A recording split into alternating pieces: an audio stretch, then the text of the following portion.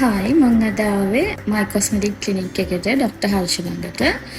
අද මට කරන්න තියෙන්නේ ඇඩ්වාන්ස් PRP ට්‍රීට්මන්ට් එක. මගේ කලිනුත් මම ඇඩ්වාන්ස් PRP ට්‍රීට්මන්ට්ස් කරලා තියෙනවා. ඒකෙන් මට බෙස්ට් රිසල්ට්ස් තියෙන හින්දා මම ඩොක්ටර් හර්ෂ ළඟටම එනවා මයි කොස්මටික් ක්ලිනික් එකට.